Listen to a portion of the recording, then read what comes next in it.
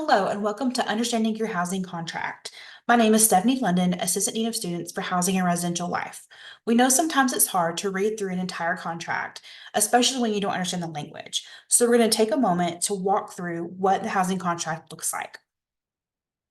As a disclaimer, this video is going to contain the highlights of that contract, so more of the frequently asked questions. We will not cover the contract in its entirety. For that reason, we always recommend that you review any contract you're going to sign, including the housing contract, prior to signing it. If you have specific questions or need clarity on any item, please feel free to reach out to our housing team. The first section of the contract will be the room contract period. Please know there will be several options to choose from in this area. If you're planning to live at the Lions Den next year, you will select the Lions Den academic contract, which runs from August to May. If you're going to live at Sebastian Commons next year, you will select the Sebastian Commons academic plan if you plan to live there for the fall and spring semesters, or 9 months. If you plan to live there for a full 12 months, meaning the fall, the spring, and the summer, you will select the Academic Plus plan. Please know that for the Academic Plus plan, we take your summer charges, divide them in half, put half in the fall and half in the spring, which makes your fall and spring bills larger. This is so that your summer is covered and your fall and your spring. A lot of students like this because your financial aid may help cover that. Then, in the summer, you would have no charge because you've already made those payments.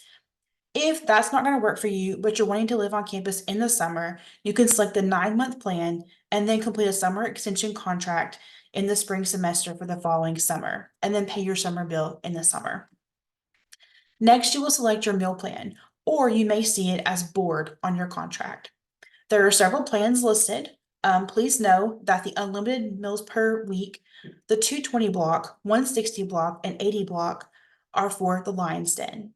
You may only select the 80 block at the Lions Den if you're of sophomore level status or higher. If you live at Sebastian Commons, you may pick any of the meal plans. For the unlimited meal plan, there are two options. So once you select the unlimited meal plan, there is a secondary question where you can select if you want $75 dining dollars or $250 dining dollars. Please know that when you make your selections, you are selecting based on just the meal plan price and not the added dining dollars to that plan. So please pay attention to the image above the box to see the full amount, or you can click the hyperlink, which takes you to our website with the full amount. Next is covered parking. If you're living at Sebastian Commons, you can select yes if you would like covered parking or no if you would not. If you select yes, please know that spaces are limited and are available for an additional fee. If you select yes, you will be contacted at a later date to help select your space. Next is the terms and conditions and kind of the meat of the contract. First is general eligibility. In order to live on campus, you must be enrolled in at least 12 credit hours in the fall and spring semesters. If you see yourself going below that for any reason, for example, if you're a senior in your last semester, we're not going to make you take more credits in order to have to pay more in order to live on campus. Please reach out to housing and let us know of your situation, and we'll work through those on a one-on-one basis. If you're living on campus in the summer, you must be enrolled in 1 credit hour. The exception to that is if you are a student who is enrolled in classes in the spring semester and the fall semester after that, but you want to live here in the summer, we don't require that you take those credit hours. So you must be enrolled in 1 credit hour in the summer if you're choosing to move in the summer, essentially. First-year students may not live at Sebastian Commons, they must live at the Lions Den. To live at Sebastian Commons, you have to have completed 30 credit hours post-high school, lived in the Lions Den for 2 semesters, or will be 20 years of age by September 1st of 2024. All right, next is the contract period. So there's some kind of things that seem like they're kind of common sense, but we're going to go over them just in case. So the first is that you have to select a contract period. This means that you do have to select either that 9-month or 12-month contract in which facility earlier in the contract. If you sign a contract after the contract period begins, the rates will be prorated. This means if you choose to not do your contract now and you choose to wait, let's say you choose to sign your contract in September of 2024 because you weren't sure if you want to live on campus or not. Move-in is in August. So what we would do is we would prorate that so that you would only be paying for the time that you actually lived on campus for that contract. If you end your contract at the end of the fall, You must move out by December 13th if you're living at the Lions Den, because that's the final move out day, or December 15th at Sebastian Commons. Early or late check-ins or check-outs must be approved by the resident director, and they may incur additional fees. That means if you need to move in early or you need to move out late, you do have to request that. You can't, it's not automatic. I wish we could read your mind. Unfortunately, we can't do that for everyone. So just know, for example, if you want to check out late, there will be a stay late request that you would need to do and get that approved by your resident director. There are additional fees, nightly fees that you would have to pay. Revisions to the contract may be made through 5 p.m. on November 15th. So let's say that you are on an Academic Plus contract for Sebastian Commons, but you realize that, hey, your financial aid is not going to cover it and you need to not do that because it can be more expensive for your fall semester. Before November 15th at 5 p.m., you could contact us and let us know that you would like to change to the academic plan, which is going to lower your semester rate. Anything after that date is not able to be changed for that current year. You must move in by 5 p.m. on the first day of classes or the contract will be canceled. We do have move-in times. Move-in times are typically before classes begin. We do make sure that you have moved in by 5 p.m. on the first day of classes in both the fall semester and spring semester, or we do automatically cancel your contract. The Lions Den is closed for winter break, but residents can request to stay late at an additional rate. So there are some days in the Lions Den contract over the winter break that you cannot be there, and you can always request to stay through that time period at an additional fee. If a student is participating in commencement, they may receive special permission from housing to stay late. Oftentimes, people are graduating, obviously, but also they may be working the event. They may be in the band and so forth, and so they may have to stay a little bit late. So those requests can be made to housing. You must check out and vacate your room at the end of your contract period. So you do have to move out. You can't just stay and hope everything is good to go. So you may laugh, but we have that happen sometimes. All right, on room assignments. UFS reserves the right to assign or reassign students for the purpose of consolidation or any other reason as determined by UAFS. We try our best to not have to do this. However, sometimes if there's something that pops up, we may have to consolidate some spaces. And if that's the case, we do have the right to reassign you or assign you to a different room if that comes up. Race, national origin, disability, religion, or any other basis prohibited by federal or state law shall not be considered in the assignment. So that's pretty self-explanatory. Assignment priority is at the discretion of UAFS. So that means kind of how we do assignments. So for us, what we do is we do assignments based on application submission date. We always do assignments of those who renew their contracts from the previous year first, which is our room selection period. But then we start with those who are new residents for the upcoming semester. And we do those based on application submission date. Assignments are personal, non-refundable, and non-transferable.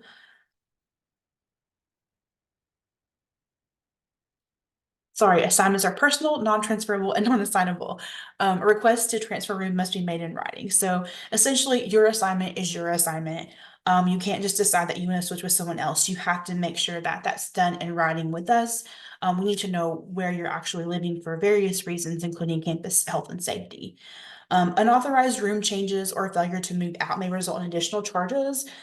So we need, again, making sure that if you want to change your room, you are working with your resident director to do so, and also that you're moving out on time.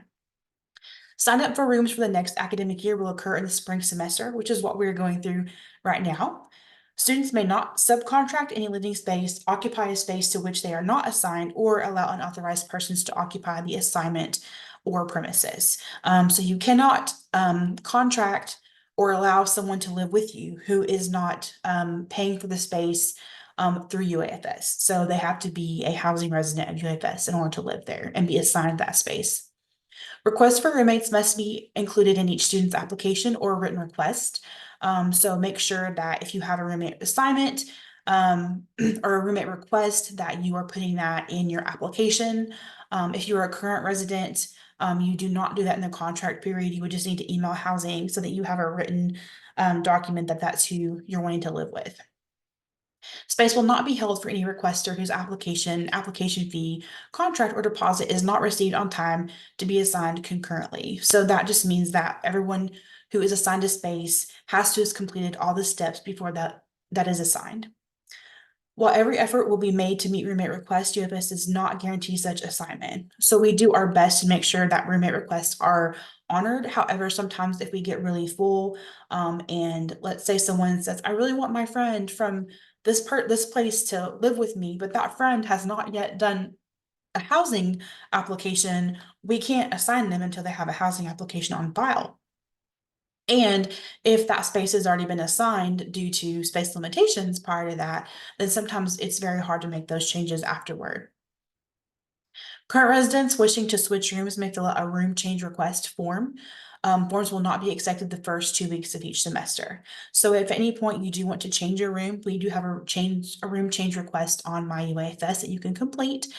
We don't allow people to switch rooms the first 2 weeks of each semester because we want you to have an opportunity to really get to know the people that you live with, and make sure that it's surely not a fit before we make any sort of changes. For summer housing, if you're living at Sebastian Commons, students may be reassigned a temporary apartment at Sebastian Commons, so ongoing summer maintenance projects may occur. In the summer at Sebastian Commons, we do try to take a couple of buildings offline each summer in order to do some maintenance repairs. Because of that, we do have to make sure that anyone living in those spaces are moved out of those spaces. So sometimes you may be reassigned to another apartment for the summer if you're choosing to live on campus over the summer. UFS will attempt to notify a student of roommate assignment prior to new roommate moving in. Student does not have the right to refuse a roommate assignment unless they are willing to pay for all empty beds in their room/apartment and there is room available elsewhere in the facility. So what this means is that we do our best to let you know if someone's gonna be moving in with you. However, sometimes there are emergencies that happen, and so we're not always able to do that right away. But we do try to give notice as much as possible. You cannot refuse a roommate assignment unless you're willing to pay for all the empty beds in that apartment or suite. And you can only have that option if that is available. So, like, if there's no other available room and that person can only live with you, then that is where they're going to live. However, if there is an option for them to live elsewhere, and for you to buy out that apartment or suite, we do offer that. If it is available. Students initially assigned to an executive apartment, double as a single or triple as a double, may be reassigned to a standard layout or room assignment. These are some special types of rooms that we have. We have executive apartments at Sebastian Commons and double as a single or triple as a double at the Lion's Den. So an executive apartment at Sebastian Commons would be a 1 bedroom, 1 bath. Executive is actually a 2 bedroom, 1 bathroom apartment with one of the bedroom doors locked. So it provides more space for someone in a 1 bedroom versus our 1 bedroom apartment, which is more of a studio apartment. And same for the Lion's Den, a double as a single is a double room with one person assigned to it, for example. We do offer these, however, they are on a very limited basis. We typically do not allow for people to be assigned to them through our first assignments process. But if you're interested in these, you would need to contact housing and let us know. From there, we will put you on a wait list, and if those become available, we will go through that wait list based on who requested it first. If you are assigned to that, it is only available to you so long as the other room is not needed or the other bed is not needed. So we do have the right to switch that. So those with an executive apartment, double as a single or triple as a double layout may not alter their room rate for their current assignment after move-in. If desiring a new room, they must move. So you can't say, I want an executive apartment, for example, and then move in and decide that, hey, I don't, I want to just do the 2 bedroom, 1 bath rate because it's less expensive. If that's the case, you would be reassigned to a different 2 bedroom with another roommate. If a special accommodation is needed, student must notify housing 2 weeks prior to move-in. Circumstances must be on file with student disability services. Room accommodations must be reasonable and are subject to room availability. So if you do have a special accommodation, be sure you're working with student disability services first. This does include ESAs. So if you do have an emotional support animal, that does have to be approved with student disability services prior to them moving in. There's several steps that go along with that. Once you're approved by them, you have to have a meeting with housing, and there's typically a 10-day holding period before the animal can live with you on campus. So please be sure that to start that process early if it's something that you want to do. All right, food service and cancellation policy. So basically, if you live on campus, you have to have a meal plan. Dining dollars of the meal plan are non-refundable. Cancellation of a contract or withdrawal from UFS may result in a partial refund. Block plans may not be prorated. So the partial refund may be your meal plan portion, but you're not your dining dollars. Meal plans are personal and non-transferable, meaning that it's for you. You can't buy a meal plan and then say, hey, I'm going to give my meal plan to somebody else. And you do have to show your ID to use your meal plan. Students may adjust their spring meal plan prior to January 6th of 2025.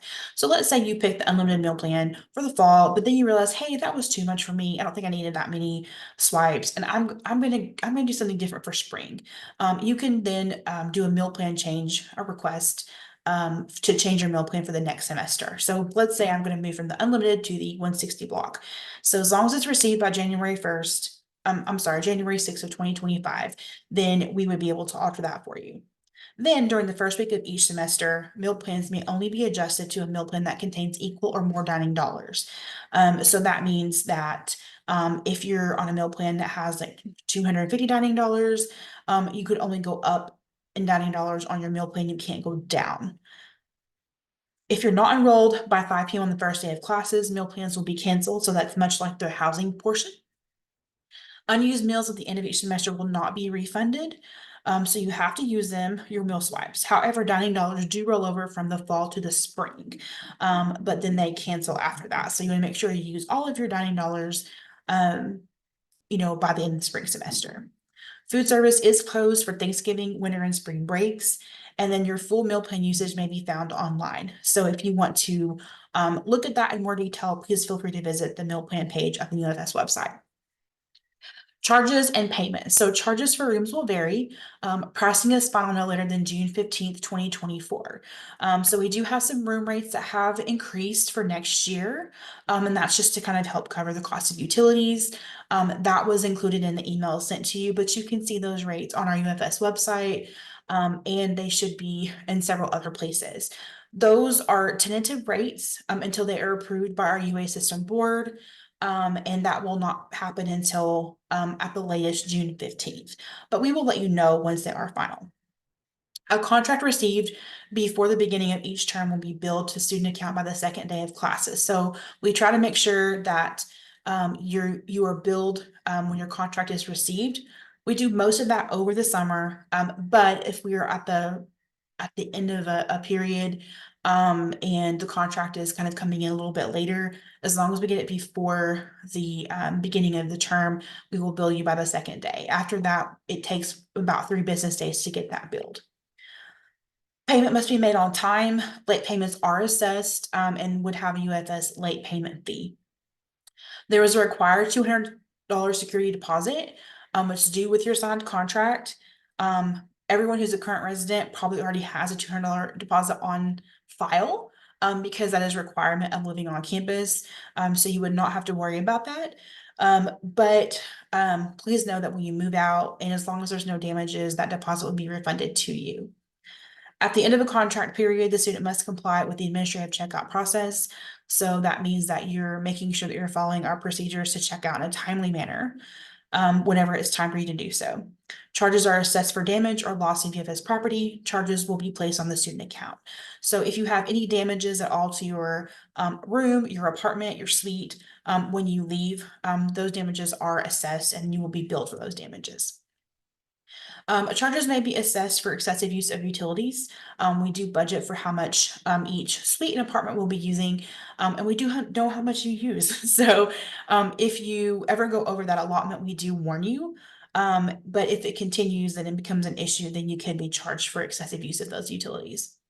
Your wired and wireless internet, as well as your other utilities such as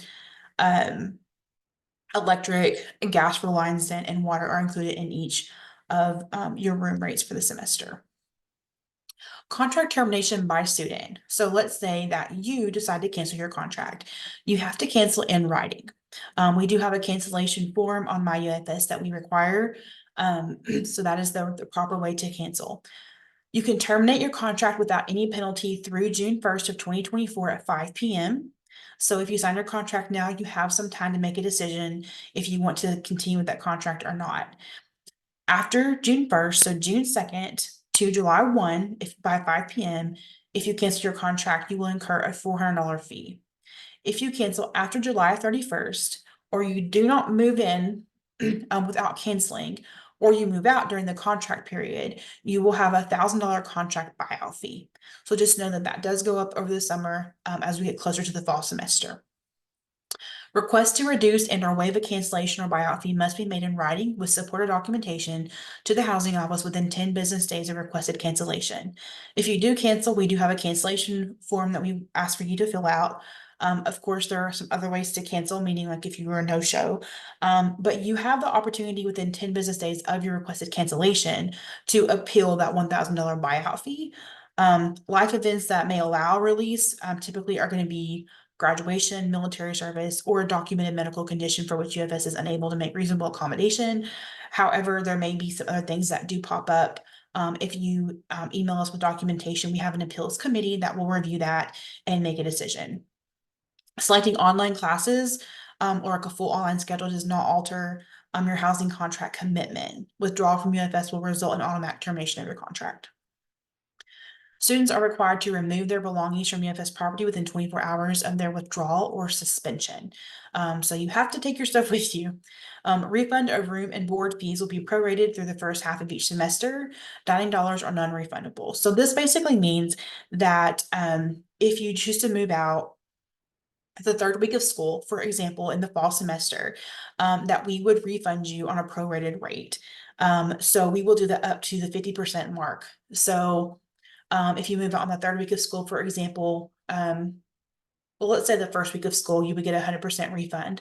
The second week would be a 95% refund. The third week would be a 90% refund, and so forth until the 50% mark. At the 50% mark, there is no refund, but there is the cancellation fee. Dining dollars are non-refundable. So we are not able to refund those. If a student stays past the spring move out date in May, they will be charged the nightly room rate unless they are paying for summer housing. So if you are not staying for summer, but you stay late in the spring, you are charged a nightly room rate. That nightly room rate for the Lions is $20 per night, and the nightly room rate for Sebastian Commons is $25 per night. Contract termination by UAFS. So this is if UAFS cancels your contract. So UFS may terminate a contract and require a student to immediately vacate for several reasons.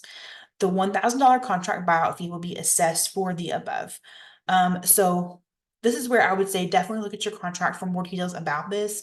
But there's an exception for emergency or casualty for which the student is not responsible. So there's several reasons that UFS can cancel your contract. UFS reserves the right to modify or terminate a contract due to health or safety emergency or otherwise due to circumstances beyond the reasonable control of the university. So that is section G3 if you want to look at the full description of that. But essentially what that means is, let's say that there is a fire or a flood or something of that nature. Sometimes, if there's kind of a life safety space and there's not anywhere that you can move to, the university may have to cancel or terminate your contract. UFS may terminate a contract for convenience for any reason by giving a student 30 days notice. If a student is not enrolled in spring classes by December 13th of 2024 and does not move out or notify the housing office until January of their intent to move out, student will be charged 2 weeks cost of spring housing in addition to the contract buyout fee.